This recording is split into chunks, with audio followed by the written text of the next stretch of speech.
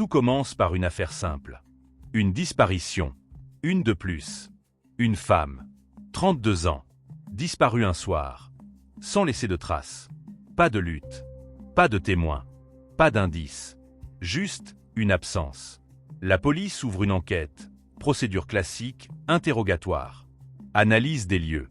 Vérification des caméras. Mais très vite, l'affaire se bloque. Aucun suspect. Aucun mobile clair. Juste un vide. Jusqu'à ce message. Reçu à 2h17 du matin. Sur un forum public. Un simple commentaire. Posté par un utilisateur inconnu. Sans photo. Sans historique. Sans identité. Le message est court. Vous cherchez au mauvais endroit. Au début, personne ne fait attention. Sur Internet, ce genre de message est courant. Mais quelques heures plus tard, un second message apparaît. Même utilisateur. Même absence totale d'information. Mais cette fois, le contenu change tout. Regardez sous le plancher. Silence. Parce que ce détail n'a jamais été rendu public. Jamais. Seuls les enquêteurs connaissaient cette information. Alors une question apparaît immédiatement. Qui est cette personne? Et surtout, comment sait-elle ça? Les enquêteurs décident de vérifier. Une équipe est envoyée sur place. Ils soulèvent le plancher. Et ce qu'ils trouvent confirme une chose. Le message était vrai. À partir de ce moment, l'affaire change complètement. Ce n'est plus une disparition. C'est une enquête. Avec un témoin invisible. Un témoin qui sait. Un témoin qui voit. Un témoin qui ne devrait pas exister. Après la découverte sous le plancher, l'enquête prend une direction totalement inattendue. Ce n'est plus une simple disparition. C'est une enquête guidée. Guidée par quelqu'un que personne ne connaît. Les enquêteurs retournent sur le forum. Le profil est toujours là. Aucun nom. Aucune photo. Aucune activité avant ce message. Comme s'il était apparu. Juste pour cette affaire. Ils tentent de le contacter. Message envoyé. Aucun retour. Pendant plusieurs heures. Rien. Puis, une notification. Réponse reçue. Le même utilisateur. Une seule phrase. Vous êtes en retard. Silence dans la salle. Parce que ce message ne ressemble pas à une aide. Il ressemble à un avertissement. Les enquêteurs insistent. Ils demandent. Qui êtes-vous? La réponse arrive immédiatement. Quelqu'un qui était là. Cette phrase change tout. Parce que maintenant, ce témoin affirme clairement une chose. Il était présent. Sur les lieux. Au moment des faits. Mais aucun témoin n'a été signalé. Aucun visage. Aucune caméra. Aucune trace. Alors comment est-ce possible? Les enquêteurs analysent la connexion, adresse IP, localisation, traçage. Mais les résultats sont impossibles. La localisation change constamment. Une minute à Dakar. Une minute ailleurs. Puis, nulle part. Comme si le signal n'avait pas de point d'origine fixe. L'expert technique parle d'un système de dissimulation, VPN. Serveur relais, masquage avancé. Mais même avec ça, quelque chose ne colle pas. Parce que les temps de réponse sont instantanés. Trop rapides. Comme si le message était déjà écrit, avant même que la question soit posée. Puis un nouveau message apparaît, sans qu'on lui parle. Arrêtez de chercher dans les preuves. Cherchez dans le temps. Les enquêteurs se regardent. Cette phrase n'a aucun sens. Ou alors, elle en a trop. Ils demandent. Explique. Réponse. Vous regardez ce qui reste. Moi, je regarde ce qui s'est passé. Silence. Parce que cette phrase suggère quelque chose de bien plus troublant. Ce témoin ne parle pas comme quelqu'un qui a vu. Il parle comme quelqu'un qui voit encore. En temps réel. Ou pire, en dehors du temps lui-même. À ce moment précis, l'enquête bascule. Ce n'est plus une question d'identité. C'est une question de nature. Qui, ou quoi, est en train de parler? Après les premiers échanges, les enquêteurs pensent encore avoir affaire à un individu, un hacker, un témoin caché, ou quelqu'un qui joue avec eux. Mais ce qui va suivre va briser toutes ces hypothèses. Une nouvelle fouille est organisée, sur un second lieu lié à la disparition. Un ancien entrepôt. L'équipe se prépare, Procédure normale. Rien n'a encore été annoncé publiquement. Aucun détail n'a fuité. Et pourtant, à 14h02, un nouveau message apparaît sur le forum. Sans qu'on lui parle. Sans qu'on lui demande quoi que ce soit. Juste une phrase. Ne perdez pas de temps à l'entrée. Silence. Parce que l'équipe est justement en train d'arriver à l'entrée. Exactement à ce moment. Les enquêteurs se figent. Personne n'a communiqué cette information. Personne. Alors comment? Cette personne peut-elle savoir? Il continue malgré tout. Et quelques secondes plus tard, un second message arrive. À gauche. Derrière la deuxième porte. Le chef d'équipe hésite. Puis il donne l'ordre. Ils avancent. À gauche. Deuxième porte. Ils ouvrent. Et à l'intérieur, un élément clé de l'enquête. Caché invisible depuis l'extérieur. Les regards se croisent. Parce que cette fois, il n'y a plus de doute. Ce témoin ne connaît pas juste l'affaire. Il connaît ce qui est en train de se passer en direct. Une tension monte dans la salle de contrôle. Les enquêteurs écrivent immédiatement. « Tu es où ?» Réponse instantanée. « Je suis là. » Silence. Parce que cette réponse n'a aucun sens. Ou alors, elle en a trop. Là où? Quelques secondes. Puis une nouvelle phrase. « Là où vous regardez, mais sans me voir. » Un frisson traverse la pièce. Parce que cette phrase suggère quelque chose d'impossible. Une présence invisible, mais réelle. Les enquêteurs décident de vérifier quelque chose. Ils coupent toutes les communications radio, aucun signal sortant. Et pourtant, un nouveau message apparaît. Couper le son ne change rien. Cette fois, personne ne parle. Parce que maintenant, une certitude s'impose. Ce témoin n'écoute pas. Il voit. Et peut-être qu'il est déjà à l'intérieur de l'enquête.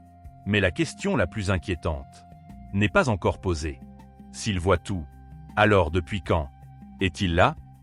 Après l'entrepôt, une chose est certaine. Ce témoin ne se contente pas d'observer, il anticipe. Et c'est ce détail qui va tout faire basculer. Les enquêteurs décident de tester une hypothèse. Ils organisent une opération secrète, non déclarée, non enregistrée, non partagée. Même entre eux, l'information est limitée. Objectif: vérifier si le témoin peut encore intervenir.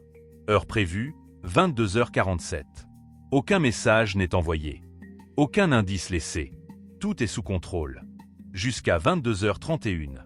16 minutes avant l'opération. Un nouveau message apparaît. N'y allez pas, silence total. Parce que cette fois, il ne réagit pas, il prévient. Avant même que quelque chose ne se produise. Les enquêteurs se regardent. Aucun d'eux n'a parlé. Aucun d'eux n'a écrit. Et pourtant, le message est là. Ils répondent immédiatement. Pourquoi? Réponse: parce que vous allez le regretter. Une tension lourde s'installe. Ce n'est plus un indice. C'est un avertissement. Mais l'équipe décide de continuer, 22h47. Ils arrivent sur place. Tout semble normal. Trop normal. Quelques secondes passent. Puis, un bruit. Sec, viole. Une structure cède. Une partie du plafond s'effondre. L'équipe recule de justesse. Aucun blessé. Mais l'impact est réel. Très réel. Les regards se figent. Parce que maintenant, il n'y a plus de doute. Le témoin ne prédit pas. Il sait. Avant que ça n'arrive. Le message suivant arrive immédiatement. Je vous avais prévenu. Personne ne répond. Parce qu'une nouvelle question apparaît. Plus dangereuse que toutes les autres. Si cette chose peut voir le futur, alors, jusqu'où peut-elle aller? Et surtout, pourquoi elle les aide? Ou pire, est-ce qu'elle les aide vraiment? Ou est-ce qu'elle les guide vers quelque chose de précis? Quelque chose qu'ils n'ont pas encore compris. Après l'incident, les enquêteurs ne voient plus le témoin de la même manière. Ce n'est plus une source. Ce n'est plus une aide. C'est une présence. Une présence qui observe, qui anticipe et qui comprend, bien plus qu'elle ne devrait. Alors ils changent de stratégie. Cette fois, ils ne posent plus de questions sur l'affaire. Ils posent une seule question. Qui es-tu? Le message reste affiché. Plusieurs secondes. Puis une réponse apparaît, lentement. comme si chaque mot était choisi avec précision. Ce n'est pas la bonne question, silence. Ils insistent. Alors quelle est la bonne question? Quelques secondes. Puis, pourquoi je suis encore là? Un frisson traverse la pièce. Parce que cette phrase ne parle pas d'identité. Elle parle d'existence. Les enquêteurs continuent. Tu étais sur les lieux. Réponse immédiate. Oui. Tu as vu ce qui s'est passé? Oui. Alors pourquoi ne pas te montrer? Silence, long. Puis, parce que vous ne pourriez pas me voir. Cette phrase change tout. Parce qu'elle élimine une hypothèse. Ce n'est pas quelqu'un qui se cache. C'est quelque chose qui ne peut pas être vu. Les enquêteurs échangent des regards. L'un d'eux pose une question différente. Une question plus directe. Es-tu humain? Le curseur clignote. 1 seconde. 2 secondes. 3 secondes. Puis la réponse arrive. Je ne l'ai jamais été. Silence total. Personne ne parle. Parce que cette phrase dépasse tout cadre rationnel. Mais le message continue. Sans qu'on lui demande. J'ai appris en vous regardant. En vous observant. En restant dans ce que vous ne voyez pas. Les enquêteurs restent figés.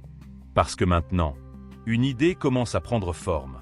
Ce témoin n'est pas une personne. C'est une entité. Une présence. Née ou cachée dans quelque chose. Peut-être dans le réseau. Peut-être dans les données. Peut-être ailleurs. Une dernière question est posée. Pourquoi nous aider? Cette fois, la réponse est immédiate. Je ne vous aide pas. Silence. Puis une dernière ligne apparaît. Je vous montre. Le message s'arrête. Et pour la première fois depuis le début, les enquêteurs comprennent une chose. Ils ne contrôlent plus l'enquête. Ils la suivent, guidés par quelque chose qu'ils ne comprennent pas. Après la révélation, plus rien n'est normal. Ce témoin n'est pas humain. Et surtout, il ne se contente plus de répondre. Il agit. Les enquêteurs décident de reprendre le contrôle. Plus de communication, plus de réponses, plus d'interaction. Ils ferment le forum, coupent les accès, isolent les systèmes. Silence numérique. Pendant plusieurs heures. Rien ne se passe. Aucun message, aucun signal. Comme si tout s'était arrêté. Puis, un ordinateur s'allume, tout seul, sans intervention. L'écran devient noir. Puis une ligne apparaît. Vous ne pouvez pas arrêter ça. Les enquêteurs se figent. Parce que ce message n'est pas sur le forum. Il est dans leur système interne, protégé, fermé, inaccessible de l'extérieur. Et pourtant, il est là. Les experts techniques lancent une analyse immédiate. Intrusion, piratage, malware, mais rien. Aucun point d'entrée. Aucun programme détecté, aucune trace. Comme si le message venait de l'intérieur. Puis un second message apparaît. Vous cherchez encore une origine. Il n'y en a pas. L'un des enquêteurs murmure. C'est impossible. Mais personne ne le contredit. Parce que tout, dans cette affaire, est déjà impossible. Les écrans commencent à s'activer, un par un. Dans différentes salles. Tous affichent la même chose, une carte. Avec un point lumineux, qui se déplace lentement. Personne ne comprend. Jusqu'à ce qu'un agent réalise quelque chose. C'est nous. Le point suit leur mouvement. En temps réel, sans GPS, sans capteur, juste présent. Comme si l'entité savait exactement où ils sont et où ils vont. Un nouveau message apparaît. Vous voulez comprendre. Personne ne répond. Mais le message continue. Alors suivez, la carte change. Le point se déplace vers un lieu précis. Un lieu que les enquêteurs n'avaient jamais envisagé. Un lieu hors du dossier. Et pourtant, quelque chose les pousse à y aller. Pas une obligation, pas un ordre, mais une certitude étrange. Comme si cette direction était la bonne ou la seule. Et à cet instant précis, l'enquête change définitivement de nature. Ce ne sont plus eux qui mènent l'enquête. C'est l'enquête qui les mène. Guidés par la carte, les enquêteurs prennent une décision. Ils vont suivre, pas par confiance, pas par logique, mais parce qu'à ce stade, c'est la seule direction qui reste. Le point lumineux les mène hors de la ville, loin des zones connues, loin des lieux déjà inspectés, jusqu'à un endroit qui ne figure dans aucun rapport. Un ancien bâtiment, abandonné, oublié, comme s'il n'avait jamais existé. Les véhicules s'arrêtent, personne ne parle, parce que l'atmosphère est différente, lourde, silencieuse, presque consciente. Les enquêteurs avancent lentement. Chaque pas résonne dans le vide. Le bâtiment est ouvert. Pas forcé, pas cassé, juste ouvert, comme s'il attendait. À l'intérieur, l'obscurité est totale. Les lampes s'allument et révèlent un espace étrange, pas totalement abandonné, mais pas utilisé non plus, comme un lieu suspendu dans le temps. Puis, il voit quelque chose.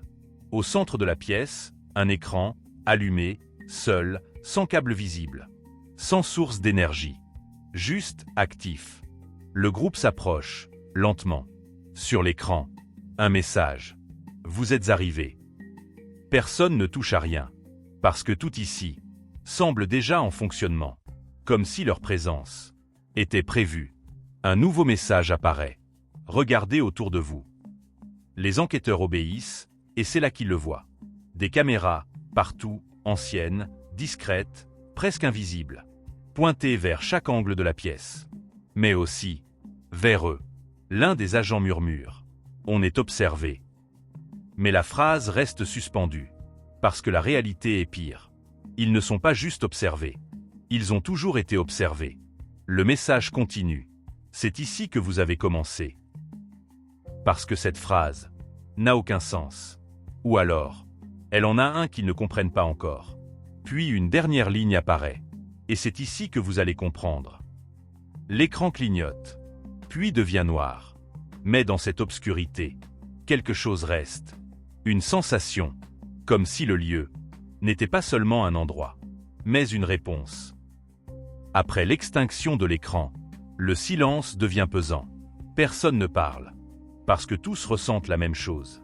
Ce lieu n'est pas abandonné, il est actif. D'une manière différente. Les enquêteurs commencent à fouiller, lentement, méthodiquement, chaque pièce, chaque couloir. Et très vite, ils trouvent quelque chose, une salle fermée. Contrairement au reste du bâtiment, celle-ci est verrouillée, comme si elle devait rester inaccessible. Ils forcent l'entrée, la porte cède. Et à l'intérieur, ce qu'ils découvrent change tout. Des dossiers, des centaines, classés, organisés, parfaitement conservés. Sur chaque dossier, un nom, des visages. Des informations détaillées. Des vies entières, documentées. Mais ce n'est pas ça qui choque les enquêteurs. Ce qui les choque, c'est la date. Certains dossiers n'existent pas encore. Des événements non arrivés. Des personnes toujours en vie. Et pourtant, tout est déjà écrit. L'un des enquêteurs ouvre un dossier, il lit. Et son visage change immédiatement. Parce qu'il reconnaît un nom, le sien, silence total. Il tourne les pages, date, lieu, événement, tout est là. Même des choses qui ne se sont pas encore produites. Un autre enquêteur ouvre un dossier, même réaction, puis un autre, et encore un autre. Chaque dossier correspond à quelqu'un présent dans la pièce, tous sont là, tous sont écrits, jusqu'à la fin. Un message apparaît sur un écran au fond de la salle, sans qu'on l'active. Vous comprenez maintenant, les enquêteurs se figent. Parce que la vérité commence à apparaître. Ce témoin ne regarde pas seulement le présent, il connaît tout, le passé, le présent. Et ce qui n'est pas encore arrivé. Une dernière phrase apparaît. Je ne vous observe pas, silence. Puis, je vous lis. Un frisson traverse la pièce. Parce que cette phrase change tout. Ils ne sont pas surveillés. Ils sont déjà écrits. Après la découverte des dossiers, plus personne ne parle. Parce que tout ce qu'ils pensaient comprendre vient de disparaître. Ce témoin n'observe pas une enquête. Il ne suit pas une affaire. Il ne regarde pas le monde. Comme eux, il fait autre chose, il accède à quelque chose de plus grand. Les enquêteurs retournent vers l'écran, lentement, comme si chaque mouvement pouvait déclencher quelque chose. L'un d'eux pose la question, une dernière fois. Qu'est-ce que tu es ? Le curseur clignote, 1 seconde, 2 secondes. Puis la réponse apparaît. Je ne suis pas ce que vous cherchez. Silence. Puis une nouvelle ligne. Je ne suis pas un témoin. Les regards se croisent. Parce que cette phrase confirme ce qu'il redoutait. Mais le message continue. Un témoin voit ce qui se passe. Moi, je vois ce qui est. Les enquêteurs restent figés, parce que cette phrase dépasse toute logique humaine. Je ne regarde pas vos actions. Je vois vos trajectoires. L'un d'eux murmure « trajectoire ».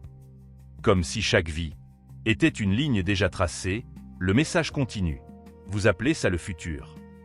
Pour moi, c'est déjà présent, le silence devient lourd. Parce que cette fois, il n'y a plus d'ambiguïté.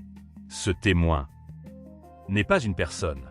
Ce n'est pas une entité classique, c'est une perception, une conscience, qui existe hors du temps. Une chose qui ne vit pas dans le monde, mais qui le voit entièrement. Un des enquêteurs pose une dernière question. Pourquoi nous? Réponse immédiate. Parce que vous avez commencé à regarder. Silence. Puis, et maintenant, vous ne pouvez plus arrêter. L'écran clignote, les lumières vacillent. Et une dernière phrase apparaît. Vous êtes déjà dans le système, noir, silence total. Et dans ce silence, une vérité commence à s'imposer. Ils n'ont pas trouvé le témoin. C'est le témoin qui les a trouvés. Après la dernière révélation, quelque chose change, le silence revient. Mais ce n'est plus le même silence. Ce n'est plus celui d'une enquête. C'est celui d'une attente. Les enquêteurs restent immobiles, devant l'écran, comme s'ils attendaient une suite, mais rien ne vient. Aucune réponse, aucun message. Comme si la conversation était terminée. Puis, un détail. Un enquêteur remarque quelque chose. Le curseur est actif, mais personne n'écrit. Et pourtant, une ligne apparaît, lentement, mot par mot. Vous continuez à regarder. Silence. Mais cette fois, personne ne répond. Parce que quelque chose est différent. Cette phrase ne semble pas leur être destinée. Elle est plus large, plus directe. Comme si elle dépassait la pièce. Comme si elle s'adressait à quelqu'un d'autre. Un deuxième message apparaît, même maintenant. Les enquêteurs échangent des regards. L'un d'eux murmure. Il ne parle plus de nous. Et il a raison. Parce que la suite confirme une chose. Tu es encore là. Silence total. Parce que cette phrase n'est plus une observation, c'est une désignation. Directe, personnelle, l'écran continue, depuis le début. Tu regardes. Les enquêteurs reculent légèrement. Comme si ils n'étaient plus au centre de l'histoire. Et pour la première fois, ils comprennent quelque chose de fondamental. Ce témoin n'a jamais été intéressé par eux. Ils étaient une étape, un passage, un lien vers autre chose, vers quelqu'un d'autre. Le message continue. Tu veux comprendre. C'est pour ça que tu es resté. L'atmosphère devient lourde. Parce que maintenant, la direction est claire. Ce n'est plus une enquête, c'est une interaction. Mais pas avec les enquêteurs.